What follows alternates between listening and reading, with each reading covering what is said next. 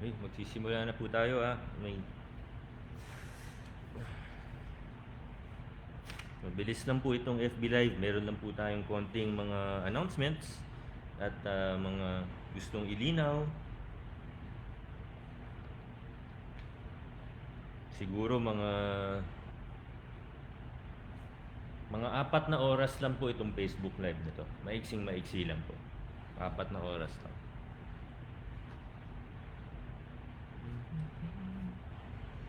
Tapos sa dulo po ng live natin, sige, ayusin ko na nga yung screen. Ayusin ko na po yung screen na baka... Uy, may bisita tayo. Hello? Hindi, meron pong nagbigay ng ano. Ako daw to. Tanggalin ko muna yung mask ko Ay, magandang hapon po sa inyong lahat. O si Ate Maylin, nakita ako nandyan sa nanonood. Si Miss Ila mo, nanonood din.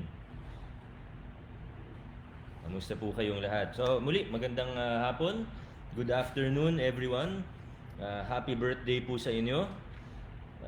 Meron lang po tayong konting mga announcements bago po ako umalis ng City Hall. Meron po tayong may mga gusto po akong ikwento sa inyo. At yung mga iba naman, may mga frequently asked questions para po sa kaalaman ng lahat at para po masagot ang inyong mga katanungan. Ayan po. So, simulan ko na po. Magsimula tayo sa mga health updates natin. Hindi ko na po masyadong ikukwento sa inyo ng detalyado dahil lagi naman po tayo nag-update pati sa PIO page natin. Natandaan po natin yung Pasig Public Information Office page natin. Ito po yung verified ng Facebook, verified ng Twitter. Sa panahon ngayon na maraming fake page, maraming fake news, kailangan maging mapanuri po tayo dun sa mga binabasa natin, napapanood natin, nakikita natin, lalo na sa Facebook. Ang dami po talagang peking balita. Totoo po yan. Alam po natin na totoo yan. Di ba, yung mga nakikita natin, kunyari may quote, ilalagay yung picture ko, ilalagay yung pangalan ko, pero hindi ko talaga sinabi yon. May mga ganun po. Kaya kailangan doble, triple ang ingat po natin, lalo na ngayon sa social media. So hanapin niyo po yung mga verified na page ng Pasig. Nandyan po yung page ko, ito personal page ko po ito, kung saan kayo nanonood ngayon, o minsan baka may nagre-repost. Pero yung Vico Soto na page, na akin po yun, personal po ako nagmamanage nun. Tapos meron din tayong Public Information Office page. So doon po natin makikita yung pinakamahalagang update sa ating lungsod at sa paggogobyerno ng ating syudad. Yung mga health updates natin, kung ilan yung kaso, kung ilan yung gumaling na, ilan yung hindi pa gumagaling, ilan yung kasong lumalala, lagi naman po natin ina-update yan. Pero ang magandang balita po natin sa ngayon ay gumaganda po yung mga datos natin, yung nakikita natin, yung mga numero ng bilang ng COVID-19, gumaganda po. Sa ngayon, araw-araw may bago pa rin pong kaso. Siguro sabihin natin na sa average, nasa mga 10 kaso kada araw. Pero ang magandang balita po, hindi po exponential yung paglaki. Pag pareho po yung bilang kada araw, ibig sabihin ng bagong kaso kada araw, ibig sabihin nagpa-flatten po yung curve. Ngayon, ibig ba sabihin na pwede na tayong lumabas ng bahay kahit kailan natin gusto? Ibig ba sabihin pwede na natin gawin ang kahit anong gusto natin? Ibig ba sabihin pwede na tayong mag-relax at hindi na magsuot ng face mask? Hindi po. Kailangan mag-ingat pa rin po tayo. Ngayon nga po yung panahon na dapat lalo tayong mag-ingat para tuluyan na pong bumaba yung mga kaso ng COVID-19 sa ating lungsod. So yung mga rules natin, may ordinansa na po tayo yung sa pagsuot ng face mask, yung pagsunod sa essential travel only. Huwag lalabas ng bahay kung walang magandang dahilan, kung hindi po essential travel yung gagawin. Ganun pa rin po yun. Pareho pa rin yung rules natin. Mas maluwag lang tayo dahil mas marami na yung pinapayagang pumasok sa trabaho. Yun lang po. Pero yung mga paaralan natin, wala pa rin po. Yung mga non-essential travel, hindi pa rin po pwede. Okay, so alam ko nagbukas na po yung mall, magbubukas po pati mga restaurant, pero wag natin sayangin yung progreso na nakuha na natin, no, nakamit na natin. Um, Ngayon po yung tamang panahon para i-push pa natin ang mga sarili natin, sumunod pa tayo sa mga patakaran, sumunod tayo sa social distancing, proper hygiene, wearing of masks pag nasa labas kayo ng inyong mga tahanan, at bababa na po yung kaso ng COVID-19. Pero kung hindi po tayo susunod, kung magiging matigas po yung ulo natin, o kung magiging kampante po tayo na, ay, teka, parang umu-okay naman, relax na tayo, hindi na kailangan gawin itong mga to, pwede na ako lumabas ng bahay kailan ko gusto. Doon po tayo doon po tayo magkakaroon ng problema. At doon po makikita na biglang magsa-spike ulit yung mga kaso. So wag naman po sana, sayang yung pinaghirapan natin bilang isang lungsod, bilang isang bansa. Kung hindi po tayo magtitigas po ang ating mga magiging matigas po ang ating ulo, kung hindi po tayo susunod sa ating pamahalaan, sa ating mga doktor at sa mga eksperto. So yan po, umaasa po kami sa inyong patuloy na kooperasyon. Yung mga programa naman po natin, ganun pa rin po yan. Yung ginagawa natin na contact tracing, testing, centralized quarantine, hindi po nagbabago yan sa lahat ng ginagawa natin. Ito po yung pinakamahalaga, yung mga healthcare interventions natin. Ito po, may social amelioration tayo, may iba't ibang programa tayo, pero kung tataas po ulit yung bilang ng COVID-19, bali wala po lahat ito. Mahihirapan, pare-pareho po tayong mahihirapan. Kaya po, muli, umaasa ako sa inyong tulong, sa inyong kooperasyon para tuluyan ng bumaba yung mga kaso ng COVID-19 sa ating lungsod at sa buong Pilipinas. Inom lang po ako ng tubig. So yan po, main health updates po natin. Lagi po tayong may mga bagong recovery, mga bagong nag-recover mula sa COVID-19, mula sa ating hospital, mula sa mga naka-home quarantine, mula po sa centralized quarantine facility natin.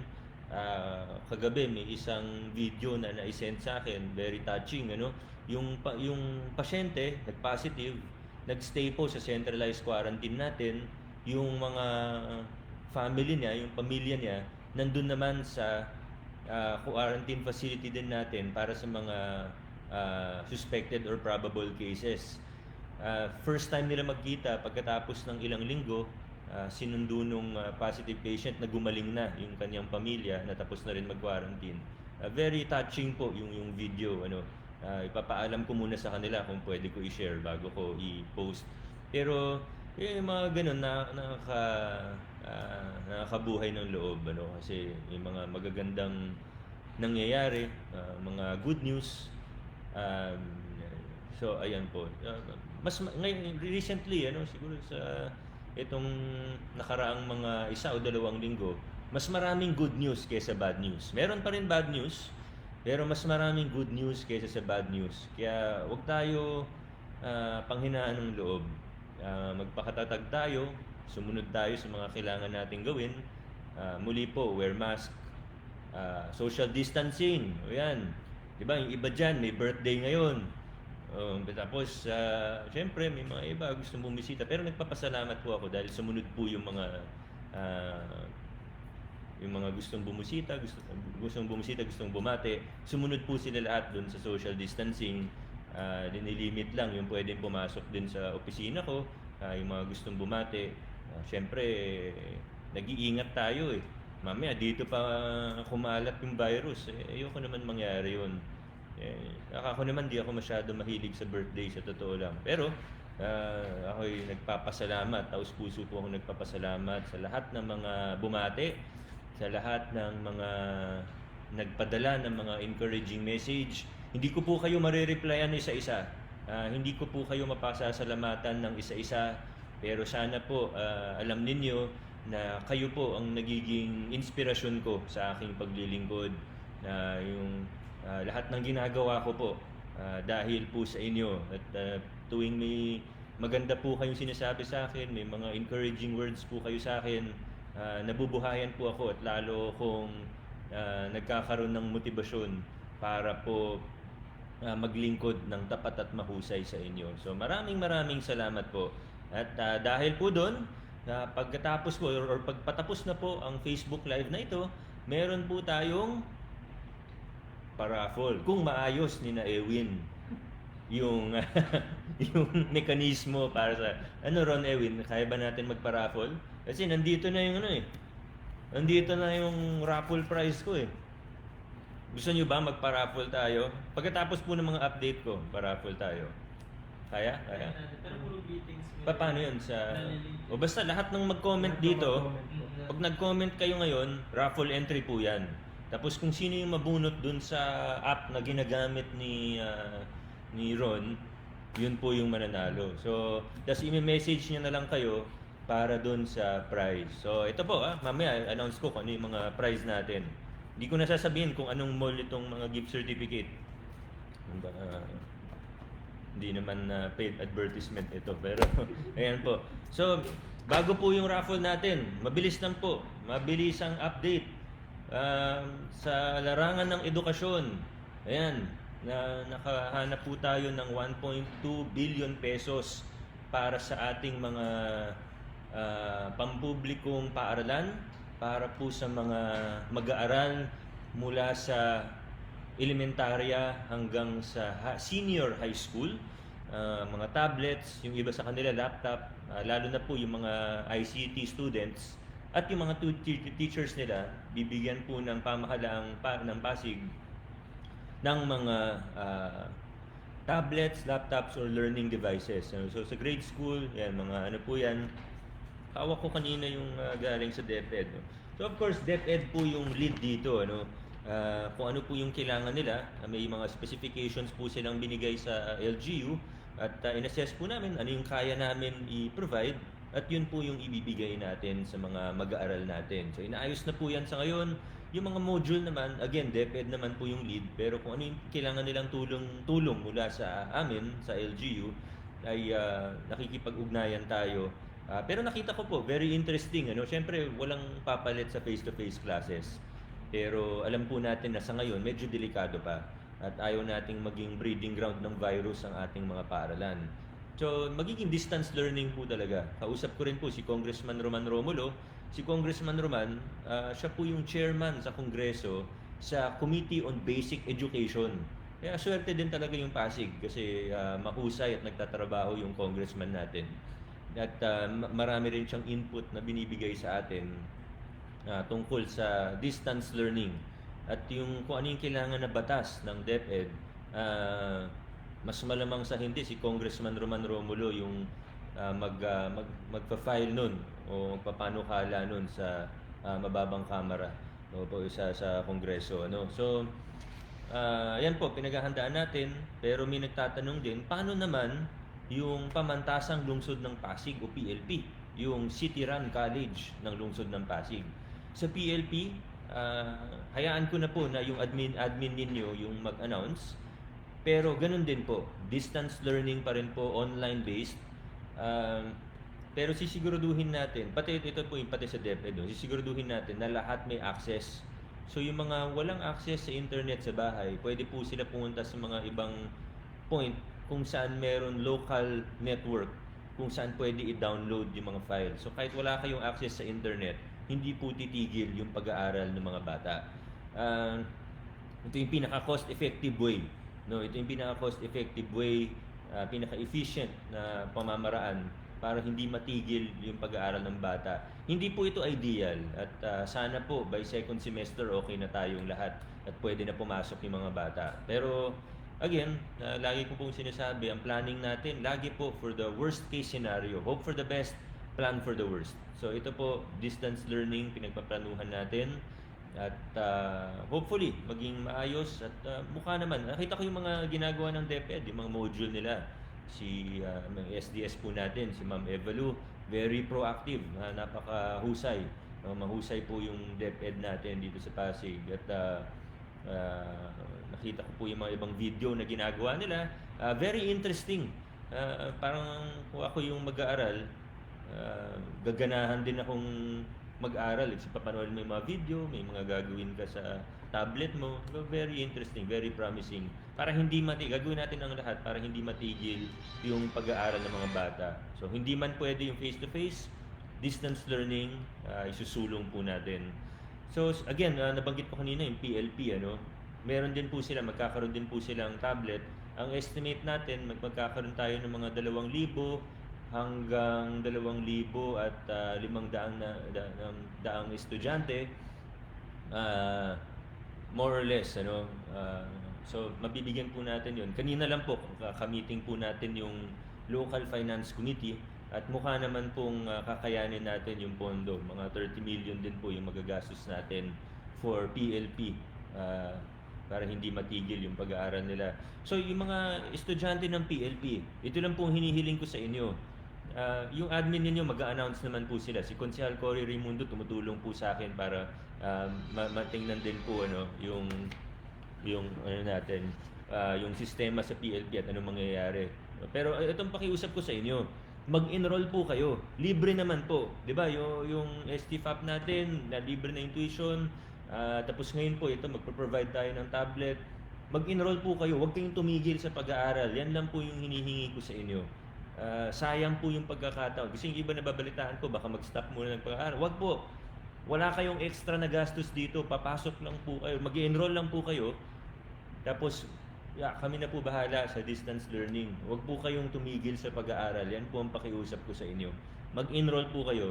Hintayin nyo na lang po yung guidelines, yung admin ng PLP mag-a-announce po. May mga Facebook group naman kayo at lahat po ng mga means of communication ninyo.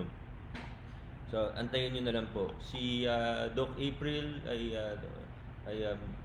may tiwala po ako na magiging maayos yung programa natin sa PLP this coming school year. Again, not ideal, but we will do our best so that the education of our youth will not stop here in Pasig despite COVID-19. Yan po. So sa larangan ng edukasyon, yan po yung pangalawang update ko sa inyo. Pangatlo, Pasig Supplemental SAP. Karamihan sa mga Pasigenyo, karamihan sa mga pamilya Pasigenyo, nakatanggap na po ng Pasig Supplemental SAP. Ito po yung 8,000 para po sa mga hindi nakabilang sa mga sa ayuda o sa amelioration program mula sa nasyonal na pamahalaan, mula sa DSWD in particular. Pero yung iba, yung sa LTFRB, ganyan. No? So, yung mga hindi nakakuha mula sa nasyonal, nagsikapan natin na mahanapan ng pondo, more than 1 billion din yan, para po sa 150,000 families na hindi nakabilang doon sa mga programa ng nasyonal. So, kaya po supplemental yung pangalan niya. Karamihan po sa mga Pasigenyo, nakatanggap na po nito. Siguro imposible naman talaga na 100%, ano, sa 150,000 na target beneficiary ng supplemental sa 260 o baka 300,000 families na ng Pasig. Alam ko naman po hindi natin kaya 100%. Meron din po mga ibang challenge. Halimbawa po, sinasabi, Pasigenyo ko pero nakatira sa ibang lungsod. Hindi na po natin pwede isama yon. So may mga ganun po talagang konsiderasyon, may mga ganung factor. Pero maganda naman po yung resulta. More than, sa ngayon po, ay nasa mga 90% na ng pamilya Pasigenyo ay nakatanggap na either mula sa national o mula sa supplemental SAP ng Pasig. Yung mga condo, mga exclusive village, katulad po ng Valle Verde, hindi pa po sila nakakatanggap. Siyempre, kailangan natin unahin yung mga mas mahirap na lugar hanggang yung mga middle class na lugar. Ngayon, alam ko po may middle class din sa condo. May middle class din. Kahit naman po sa Valle Verde, may mga middle class din po dyan. May townhouse, yan. Diba, ang gusto po natin, bawat pamilya Pasigenyo na permanenteng residente ng Pasig ay makatanggap dito sa Pasig Supplemental SAP natin. So, karamihan nakatanggap na. Ngayon, sa condo at sa exclusive subdivision, medyo mahirap pong pumasok eh. Baka kami bilang LGU, nahihirapan po kami pumasok sa mga... So humingi po kami ng tulong sa mga administrador at sa mga PMO. Yung mga property management office po natin, humingi kami ng tulong sa kanila na bigyan nila kami ng certified list ng inyong mga condo o subdivision o villages Tapos mula po doon, at least ma-estimate natin kung ilan sila, kung ilan yung tapos bahala na po kung sino yung mag-a-apply or sino yung kukuha nung supplemental SAP natin. Hindi po required na kumuha. Kung kaya nyo po, kung nakakaluwag naman po kayo sa buhay, kung medyo komportable kayo, nakakain naman kayo ng 5 beses sa isang araw, hinihikayat ko po kayo na wag na pong kumuha ng Pasig Supplemental SAP. Pero kung nangangailangan po kayo, alam ko po meron sa marami nakatira sa kondo, ilang linggo, ilang buwan, no work, no pay. Para sa inyo rin po itong programa na ito. So kung kayo po ay nangangailangan at nakatira po kayo sa condominium o sa exclusive village or subdivision, kontakin po ninyo yung mga administrador at PMO ninyo. Wag po sana kayong dumiretso na dito kasi ganun din po, tatanungin din namin sa kanila for certification. Paano namin ma-verify? Alangan naman po, katukin natin bawat pintuan sa mga condominium. Imposible na po yun. So, hingi po tayo. Basta ang qualification lang natin, permanenteng residente ng Pasig, yung actual na nakatira doon. Ano? Kasi kung may pinangupahan ka lang sa Pasig, hindi ka na dapat qualified. Pero kung ikaw po yung mismong nakatira, qualified ka po, basta Pilipino. Hindi kailangan na registered voter. Never. Sa lahat, kahit anong programa na inilunsad po natin dito sa Pasig, never po tayo nag-require na registered voter. Hindi po requirement yun. Pero, kailangan Pilipino ka at kailangan permanenteng residente ka ng Pasig. Ngayon, doon naman po sa mga nakakuha na hindi dapat. Meron po. Sa listahan ko, meron na kaming na-identify na mga humigit kumulang 100 katao na hindi dapat kumuha at alam nilang hindi sila dapat kumuha, pero kumuha pa rin sila ng Pasig Supplemental SAP. Kanina po, nakatanggap ako ng isang magandang birthday gift mula sa isang taga-barangay Palatiw. Itong tao na to, hindi ko nababanggitin yung pangalan niya, pero papasalamat po ako sa sinamahan siya ni Kagawad Chester kanina. Hindi pala sa Palatiw, sorry, sa Kalawaan. Barangay Kalawaan. Sorry. Erase. Taga-barangay Kalawaan. Sinamahan siya ni Kagawad Louie. Sinamahan siya ni Kagawad Louie. Pumunta siya dito para isoli yung 8,000 nakuha niya na alam niyang hindi niya dapat kunin dahil nakakuha na siya. Nakakuha na yung asawa niya. So, ito po, nagtitiwala pa rin ako na karamihan sa mga Pasigenyo ay tapat. Karamihan sa mga Pasigenyo ay hindi manloloko. May iilan po at nasisira po yung pangalan natin dahil sa kanila. Pero karamihan po sa atin, tapat. Gustong, ayaw man lamang sa kapwa ko. Ano yung para sa akin, yun lang. So ito po, nakaka-encourage na may mga ganun tao. Sinoli niya yung 8,000 kanina sa treasury at dahil doon, mapupunta yun sa ibang tao. Ito po tandaan natin, kapag may nakuha po tayo na hindi para sa atin, ibig sabihin may ibang tao na nawalan. Yung supplemental SAP natin, may 150 slots po tayo dyan. Dapat karamihan ng Pasigenyo, 99.99999% makakakuha po dyan, 150,000 families, yung mga hindi nakakuha sa national. Pero pag may pamilya na kumuha ng 2 slot, ibig sabihin may isang pamilya na hindi makakakuha. So, konsensya nyo na po yun kung kayo po yun. Alam ko, konti lang po yung kinakausap ko. Konti lang po yung ganun. Pero, kung hindi man kayo makonsensya, kung gusto nyo isugal na, hindi naman ako mahuhuli. Sige, tingnan natin. Siguro sa 100 na gumawa nun, hindi ko siguro mahabol, hindi ko siguro mahuhuli yung 100 din. Pero baka mahuli ko yung 50 o baka higit pa. Bahala na kayo kung isusugal ninyo yun. Pero ito po, may mga 100 na tayo na sinulatan, binigyan ng show cause order. Bigyan ko kayo ng pagkakataon ng ilan araw para ipaliwanag kung ba't nyo kinuha yung hindi para sa inyo. Bahala na po kayo mag-explain. Kung hindi niyo ma-explain ng maayos, wala kayong dahilan, hindi talaga para sa inyo yun, edi pa-filean po namin kayo ng kaso, makukulong po kayo. So, ngayon may chance po kayo, may pagkakataon pa kayo. Yung mga hawak ko po ngayon na pangalan, hindi ko muna ipopost. bahala na po, isoli nyo na po. Punta na po kayo sa ugnayan sa Pasig, isoli nyo po yung alam nyong hindi naman po dapat para sa inyo. Pasensya na po, karamihan po sa inyo ay hindi ganun. Karamihan po sa mga nanonood ngayon, karamihan sa mga Pasigenyo ay higit na tapat. Kaya naging generally maayos naman po. Pero sa totoo lang kaya tayo tumagal kasi kailangan natin i-validate ng bahay-bahay. Nagbahay-bahay tayo ng validation para sa supplemental SAP. Kung hindi po sana, kung lahat po ng magsasabi na ay totoo, edi sana hindi na kailangan yun. Pero ganun po, realidad na rin po yan. Kaya po natagalan tayo ng konti. Pero nung latter half, medyo mabilis na yung supplemental SAP.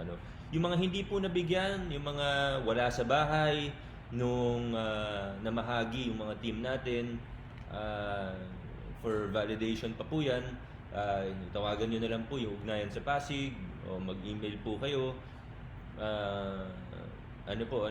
So, para po makapag-special operations kami. Gusto po natin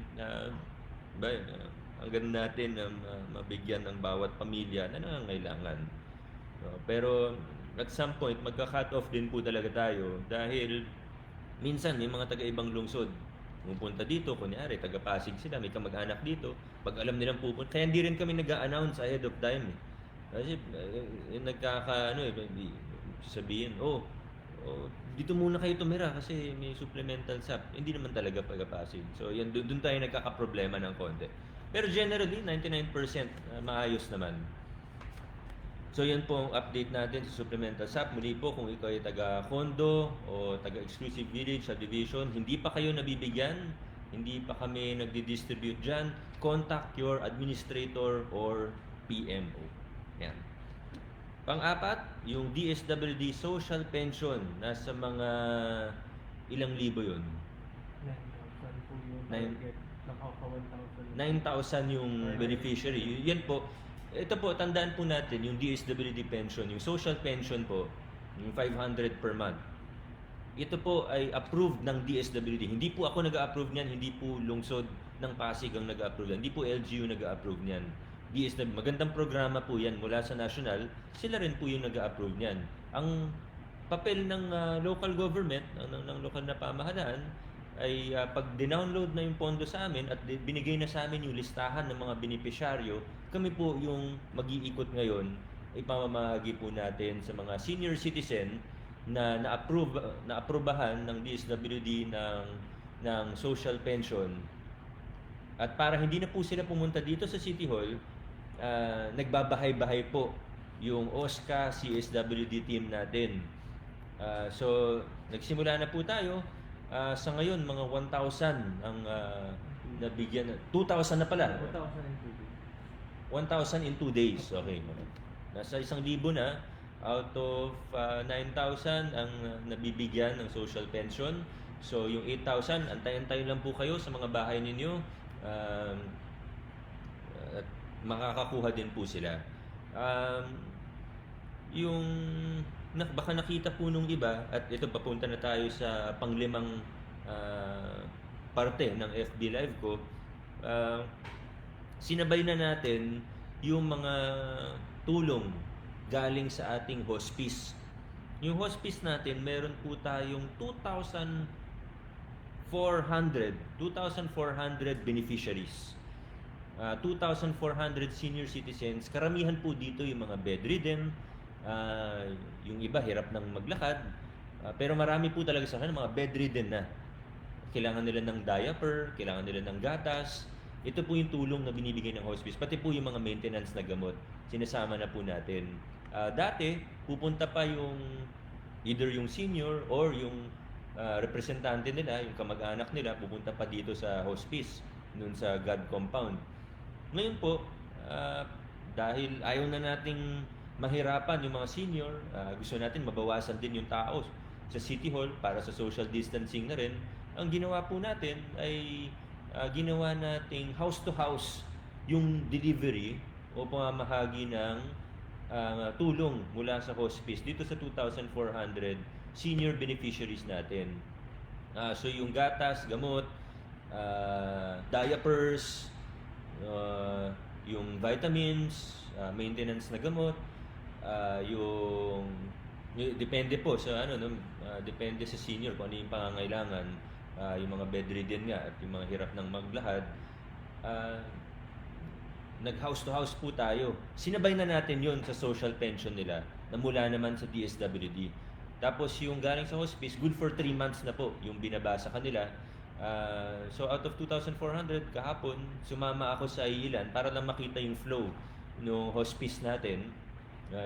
Kasama ko kahapon sina Docs 2. Umikot po kami. Sumama lang po ako sa 6. 6 ba yung pinuntahan ko? Mga 6, ano? 6 na bahay yung pinuntahan ko. Bumisita ako sa 6 na senior citizen para lang makita yung flow. Sa Kalawaan yata ako, Kalawaan ako kahapon. So, tinignan ko lang kung paano yung flow nila. Hindi naman ako makakasama sa lahat, ano? Nasa 200 per day yung target nila. So, yan po, house to house na rin yung ginagawa ng hospice sa ngayon para po hindi mabawasan yung kailangan pang bumiyahe para sa City Hall at para diretso na sa senior citizen yung tulong. Ngayon ito pong hospice program, gusto po natin at nasa plano natin na i-expand pa ito. Kung ilan yung kailangan, wala pong exact number yan. Pero kung ilan po yung mga bedridden, mga hirap na maglakad na mga naka-wheelchair na, gusto po natin sila isama lahat dito sa hospice program. Ngayon, hindi naman po yan mangyayari overnight. Kasama rin po yan sa programa natin para sa kalusugang pangkalahatan o universal healthcare na medyo naantala dahil sa COVID-19. So actually nakakasanay mga programa natin para sa universal healthcare, 'di ba? Last year ko pa po yan kinukuwento sa inyo. Yung mga pagbabago na gagawin natin, yung mga magandang pagbabago na ipapakilala natin sa healthcare delivery network natin, yung pagpapalakas ng mga health center. Medyo na-delay ng konti dahil sa quarantine, dahil sa ECQ, dahil sa COVID-19. Lalo na nga nung ECQ. Pero we're trying to get back on track, hindi man 100% dahil naka-JCQ pa rin tayo. Unti-unti, magagawa din po natin yan. Na-delay man tayo ng konti, pero pagsisikapan natin na ang Pasig ay magiging isa sa modelo ng universal healthcare sa ating bansa. Very proud ako sa mga doktor natin mula sa CHO hanggang sa mga ospital natin. Dahil sa initiative nila, gustong-gusto rin nila na maipatupad na itong universal healthcare ng buong-buo. May mga aspeto na tayo, no, pero kulang pa 'yon at gusto nating taasan pa yung level, yung kalidad ng healthcare delivery dito sa Pasig. Pinaka-importante diyan yung health centers. Ang health centers natin bago mag-ECQ, actually na-bidding na 'yan eh. Alam na natin kung sino yung, alam na natin mga gagawin, nakaplano na kung ano yung mga construction dyan para pagandahin yung mga health centers. May mga ibang health centers kasi na hindi conducive to universal healthcare, hindi conducive sa mga iba. Yung iba, walang magandang espasyo para sa TB, na yung iba naman, yung mga rampa para sa wheelchair, hindi maayos. Yung iba naman, kulang talaga sa space, walang waiting area. Yung iba, kulang ng kagamitan. So, yan po, no? Nakakasana lahat yan, sayang. Medyo na-delay dahil sa COVID-19, pero hindi tayo titigil, ano. So we will work very hard to continue with our plans and our program for universal healthcare. Kasama po yung nabanggit kong hospice, expansion ng programa na ito, kasama po yan dito sa universal healthcare program natin. Pang-anim, paalala lang sa mga City Hall employee natin, magsuot po tayo ng mask, yung social distancing, yung sa COVID hazard pay natin, saka yung regular hazard, yung dating hazard pay, tandaan po natin whichever is higher. Ngayon, alam ko may mga mali, may mga error sa system at pati sa manual encoding natin. Yung iba naman, yung mga department, hindi pa talaga nasasubmit lahat-lahat. So, siguraduhin lang po natin na kung may problema, sabihin nyo sa department head ninyo para sila po yung makikipag-ugnayan sa ating HR. Mahusay po yung HR natin at nakita nyo naman po yung mga pagbabagong naipatupad na natin sa HR, yung mga improvement na nagawa na natin sa HR. So, lalo na yung mga JO, alam ninyo, kung gaano kalaki yung naibawas natin sa delay ng mga sahod ninyo. So sana bago po tayo magreklamo, appreciate din natin yung magaganda na nangyari na at ibaga okay lang naman magreklamo kasi may mali talaga dun sa computation ng COVID hazard pay. Pero bago po tayo magreklamo ng galit na kaagad, sabihin na lang natin sa maayos na paraan, gagawin naman po natin. At binigyan po natin yung HR ng 30 araw, ng isang buwan, 30 days, para ayusin po yung COVID hazard pay. Or else, magkakaroon din ng consequences para sa kanila. Pero wag natin sila akusahan ng kung ano-ano na ay buti pa yung mga sa office nakakuha na mas malaki sa ganyan para naman kami nasa ospital. Pati po sa mayor's office, sa office ko na po mismo, dito po sa mayor's office may mga mali po talaga. Meron nga po nakakuha. Napakalaki nung nakuha. Pero mali. Ayusin po natin yan. Gusto natin maging patas. Pero again, na-appreciate natin yung ginagawa ng HR. No? Hindi po ganun kadali. Una, bagong uri po ito ng hazard. Bagong uri po ng benepisyo ito. Tapos manual encoding pa kasi nga wala naman tayong system talaga para dito. Hindi po ganun kadali yun. Tapos yung ibang department head, hindi sumunod sa instruction ng maayos. So iba-iba, maraming iba't ibang dahilan kung bakit nagkaroon ng mga error. So, konting pasensya, konting pag-unawa. Para sa inyo naman po ito. At tandaan natin, Pasig po, ang Pasig, ginrant po yung pinakamalaking allowed na hazard pay nung panahon ng ECQ hanggang MECQ. Hindi po lahat ng LGU ganun. So, bago tayo magalit, bago tayo manisi o ano man, isipin po muna natin yun. No? So, swerte pa rin tayo. Alam mo, whether or not may COVID hazard pay, swerte pa rin po tayo. Dahil tayong mga nasa gobyerno, hindi tayo nangamba na mawawalan tayo ng trabaho ng ECQ. Lahat po tayo sumweldo ng tama. Hindi po tayo nabawasan ng sahod. Marami pong no work, no pay. Maraming nawalan ng negosyo. Kaya magpasalamat pa rin po tayo sa Diyos. Magpasalamat pa rin tayo sa ating pamahalaan.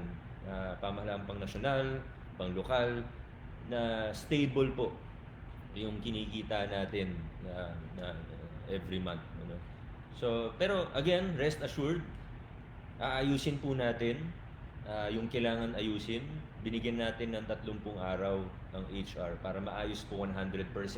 Makakuha ang dapat makakuha. Sayang naman yung pinondohan ng Sangguniang Panlungsod.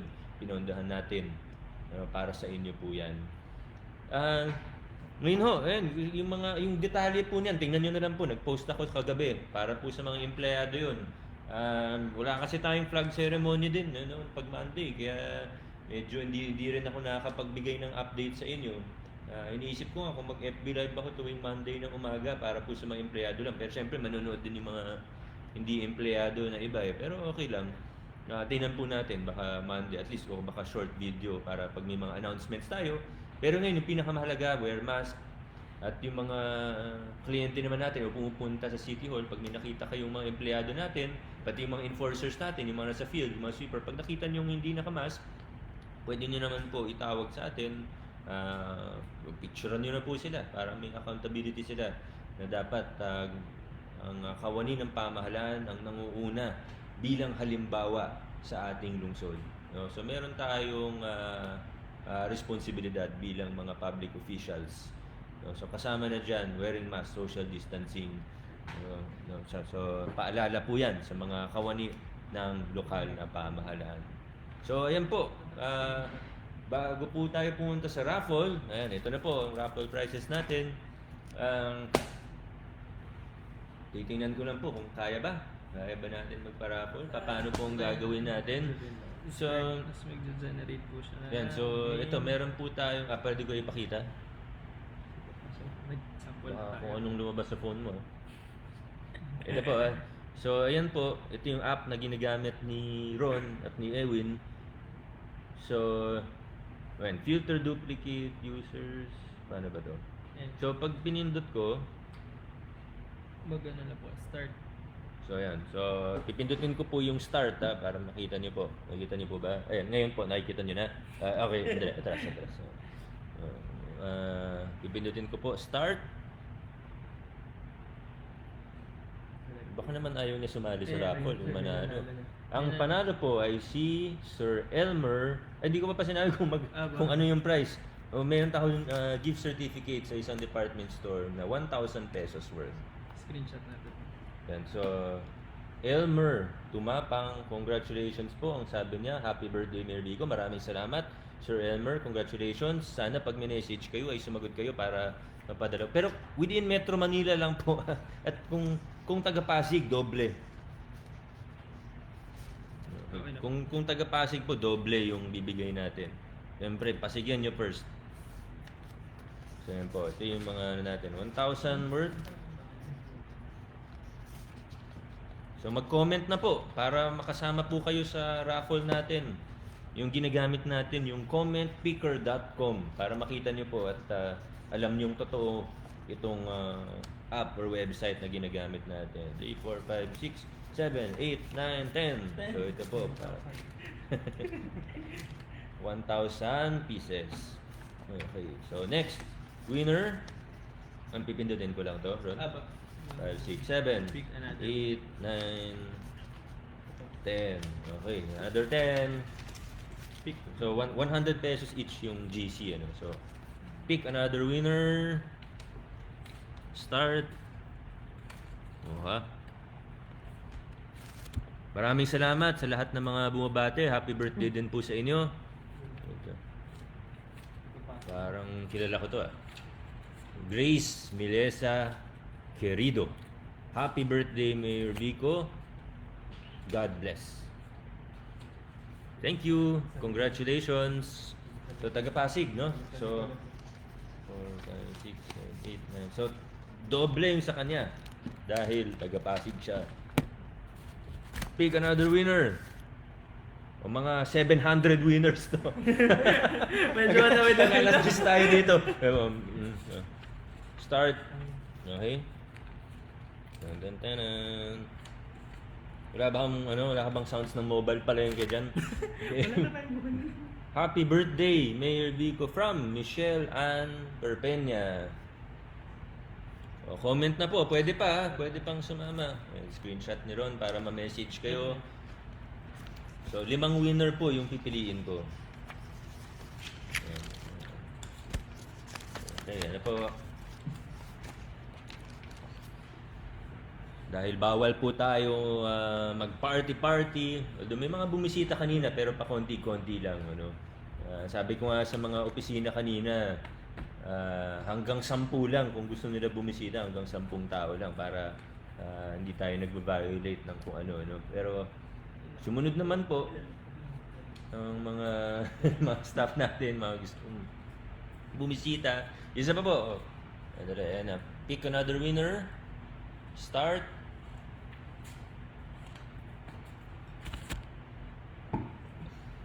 Yan po. Happy birthday, Boss Mayor Vico Soto. Thank you po, Sir Enrico Medina. Congratulations. Yung screenshot. Yun, okay. Ilan pa? Ilan na yung number? Okay. Again, pag taga-Pasig, doble ang bibigay natin. 2 na lang. 2 pa po. Comment na po para makasama kayo. May entry kayo. Last 2. Last 200. Ano ba? Hindi, last 2. Ready, start. Okay.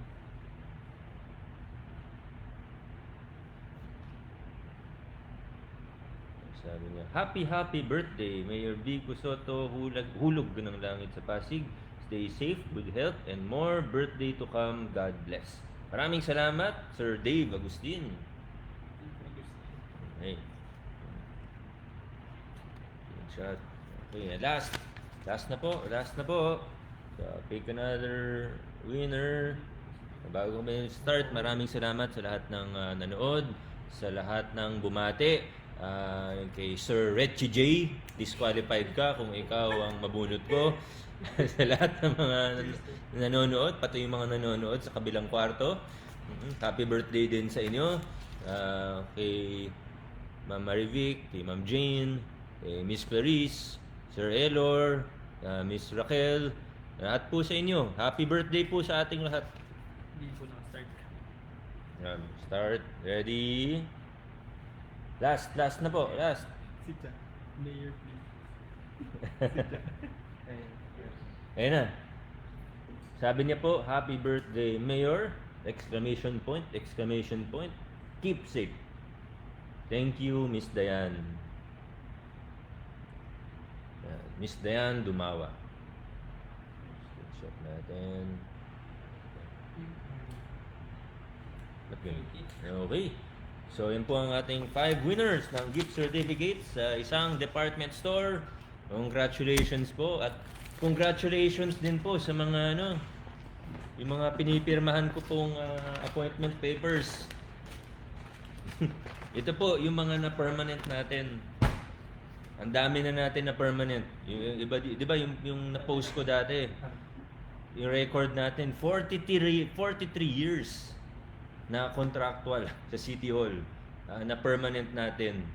Ito po, lahat sila, yung mga na-permanent natin, ganito po karami. Yan, alam niyo naman, ito sa trust ko. Hindi ko man ma-permanent lahat sa 3 years.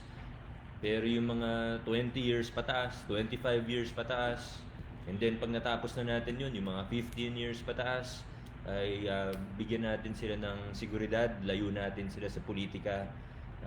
So ito po, ngayon, bago ako umuwi at mag-dinner sa bahay, ay pipirmahan ko muna yung mga appointment papers nila. Congratulations sa 5 nanalo. Congratulations sa mga bagong appoint. 6 pala yung nanalo. Congratulations sa kanilang lahat, sa inyong lahat.